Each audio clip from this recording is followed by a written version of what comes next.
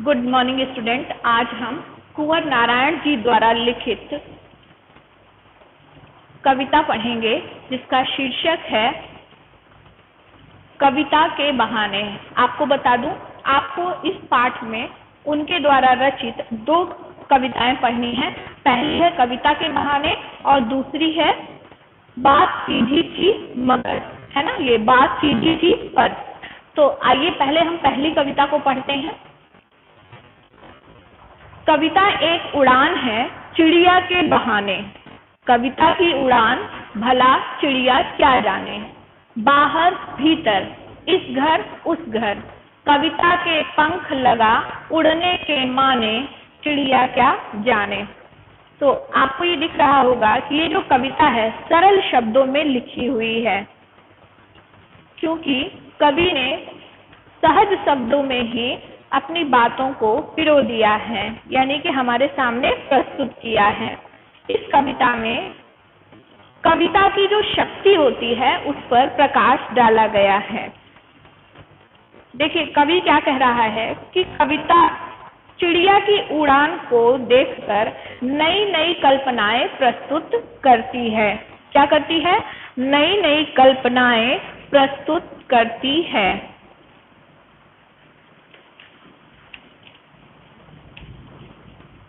और वह स्वयं भी उड़ान भरती है। वह स्वयं भी उड़ान भरती है। उसमें नए नए भाव, नए नए रंग और नए नए विचार आते हैं। कविता की उड़ान इतनी ऊंची होती है कि बेचारी जो चिड़िया है वह भी उसका और छोर नहीं जान पाती, यानी उसके बारे में नहीं जान पाती। ये लाइन लिखी है ना, कविता की उड़ान भला चिड़िया क्या जाने, यानी कविता की जो उड़ान है उसको जो चिड़िया है वह कभी भी समझ नहीं पाती। वह चिड़िया की समझ से परे है। कविता न केवल घर के भीतर होने वाली है, तो कहने का ये मतलब कि कविता न केवल घर के भीतर होने वाली गतिविधियों पर लिखी जाती है, बल्कि बाहर के संसार को भी व्यक्त करती है। ये देखिए लिखा है ना, बाहर भीतर, यानी वह घर के अंदर की गतिविधियों पर भी लिखी जाती है और घर के बाहर के गतिविधियों पर भी। वह कभी इस घर के बारे में लिखी जाती है तो कभी उस घर के बारे में। कहने का ये मतलब है कि जो कविता है वो हर घर की कहानी को हमारे सामने व्यक्त करती है, या हर घर की कहानी का वर्णन हमारे सामने करती है। कविता के पंख लगा उड़ने के माने, चिड़िया क्या जाने। मतलब कविता किस प्रकार कल्पना के पंख लगाकर सब जगह घूम आती है, यह उस बेचारी चिड़िया के समझ से परे है। पूरी जो ये पद्यांश है इसका आशय यह हुआ कि प्रकृति सीम है, यानी प्रकृति की एक सीमा है, लेकिन कविता का जो क्षेत्र है वह अनंत है।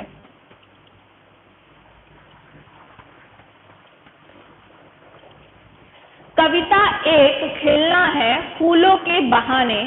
कविता का खिलना भला फूल क्या जाने।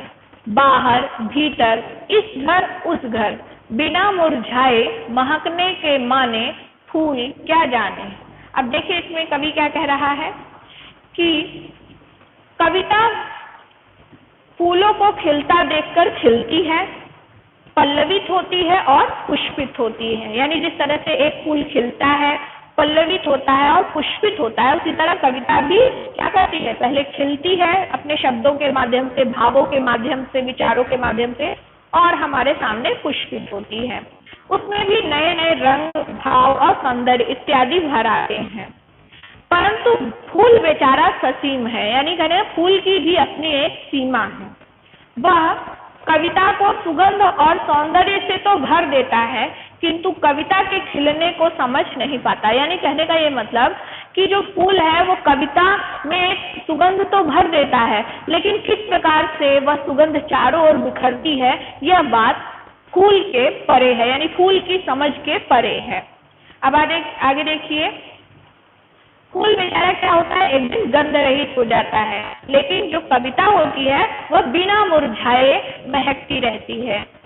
अब लिखा ना, बाहर भीतर इस घर उस घर, वह घर के भीतर और बाहर हर घर द्वार पर अपनी भाव सुगंध बिखराती है। यानी जो कविता होती है वह केवल घर के अंदर ही नहीं महकती, घर के बाहर के विचारों से भी मतलब महकने लगती है। बिना मुरझाए महकने के माने फूल क्या जाने। अब कवि यहाँ कह रहा है कि वह घर के भीतर और बाहर हर घर द्वार पर अपनी भाव सुगंध बिखराती रहती है, और इस बारे में बेचारा फूल कुछ नहीं जान पाता।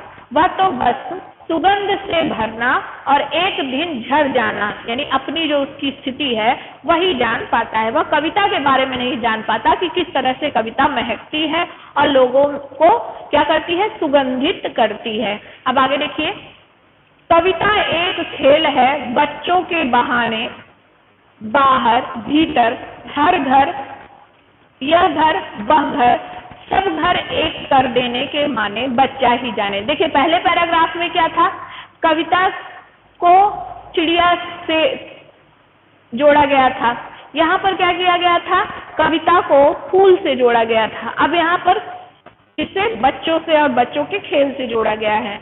अब यहाँ देखिए कि कवि क्या कह रहा है। कवि कहता है कि कविता में भी बच्चों के खेलों को देखकर कवि शब्द क्रीड़ा करता है, यानी क्रीड़ा यानी खेलना करता है। वह शब्दों के भावों के और विचारों के नए नए खेल खेलता है। जिस प्रकार बच्चे खेल खेलते हुए कभी घर में जाते हैं और कभी बाहर, ये लाइन लिखिए ना, यह घर वह घर, यानी कि कभी अंदर जाते हैं और कभी बाहर जाते हैं, कभी इस घर जाते हैं कभी उस घर जाते हैं। तो उसी तरह से बच्चे क्या करते हैं, समान रूप से खेलते हैं। ऐसा नहीं कि किसी और के घर में कोई और खेल, अंदर कोई और खेल, बाहर कोई, बस हर जगह एक ही तरह का खेल खेलते हैं। उनके मन में अपने पराये का कोई भेदभाव नहीं होता। वे खेल खेल में सभी को अपना बना लेते हैं। वे सब घरों को एक करके क्या कहना चाहते हैं यह तो बच्चे ही जानते हैं। उन्हीं बच्चों के अनुसार कवि कर्म भी एक खेल है। कैसा खेल? शब्दों का खेल। कवि शब्दों के माध्यम से अपने मन के, बाहरी संसार के, अपनों के, परायों के, सब घरों के मनोभावों को वाणी देता है।